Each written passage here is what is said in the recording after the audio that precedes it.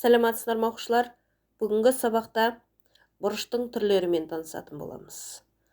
Яғни бізге 5 бұрыштың түрі берілген. Осы бұрыштың әрқайсына жеке-жеке тоқталып, олардың градустық өлшемдерімен танысатын боламыз.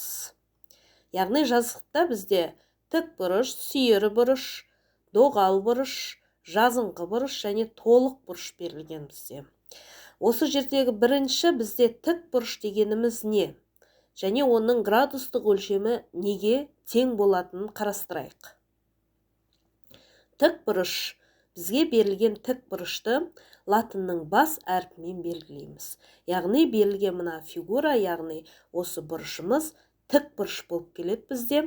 Бұның латынның бас әрпімен А, ортасын О, және В латынның бас әрпімен белгілейміз. Және бұл берілген бұрышымыз 90 градусқа тең. Бұрыш АОВ тең 90 градус. Яғни тік бұрыш дегеніміз 90 градусқа тең бұрыштарды біз тік бұрыш деп атаймыз. Болмаса, берілген бұрыш бізде 90 градусқа тең болса, онда оны біз тік бұрыш деп атаймыз.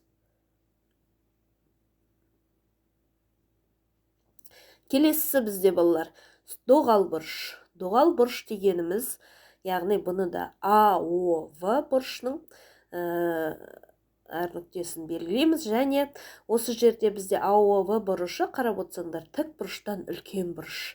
Яғни кез келген 90 градустан үлкен бұрышты біз доғал бұрыш деп атаймыз. Бұл бізде 110 градусқа тең болсын. Мысалай алып жатырмын да балалар. Яғни 90-нан үлкен кез келген бұрышты доғал бұрыш деп атаймыз. Ол 91 градус болса да бізде доғал бұрыш болады. Мысалы, біздің бұл 110 градусымызға тең, доғал бұрышымыз 90 градустан үлкен. Яғни доғал бұрыш дегеніміз 90 градустан үлкен бұрыш. Келесі сүйір бұрыш. Жаңағы айтқандай 90-нан үлкен бізде доғал бұрыш болса, кез келген 90-нан кіші бұрышты біз сүйір бұрыш деп атаймыз. Бұны біз КОВ деп белгілейміз. Бұрыш КОВ кез келген сандылайын, мысал үшін алып жатырмын да бұл жерде. 90-нан кіші 60 градусқа тең дейін. Яғни 60 градусқа тең бұл бізде сүйір бұрыш. Ол бізде 89 градусқа тең болса да бізде сүйір бұрыш болады. Яғни 90-нан кіші кез келген бұрыш бізде сүйір бұрыш деп аталады. Және біз оны былай белгілейміз да, КОВ бұрыш 60 градусқа тең болғандықтан ол бізде 90-нан кіші.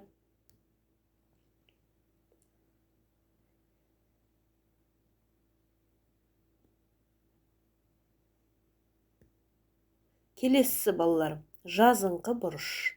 Яғни жазықтықтан түзуді аламыз. Яғни оның басын А, О, ортасы В деп белгілейміз. Латынның бас әрпімен. Яғни кез келген жазыңқы бұрыш бізде 180 градусқа тең. Яғни жазыңқы бұрыш дегеніміз, оның градустық шамасы 180 градусқа тең болады. Болмаса, кез келген 180 градусқа тең бұрышты жазыңқы бұрыш дейміз. Яғни бұрыш АОВ бізде жазыңқы бұрыш, оның шамасы бізде 180 градусқа тең. Келесі толық бұрыш. Яғни бізге берілген мынау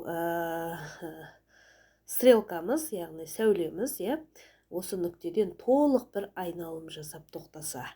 Яғни осы жерде бізде пайда болған, толық айналым жасағанда пайда болған бұрышты 360 градусқа тең болады.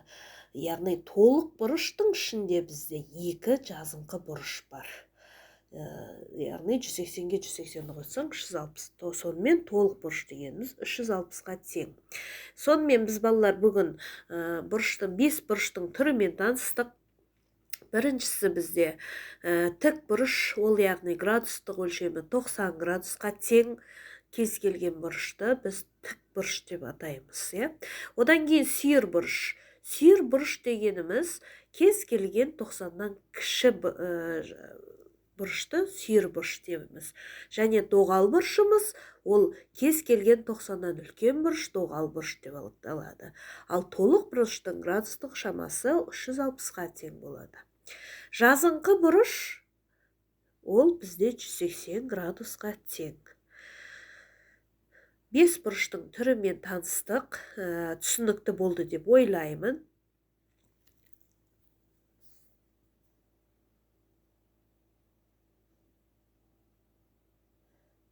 Назарларыңа рахмет.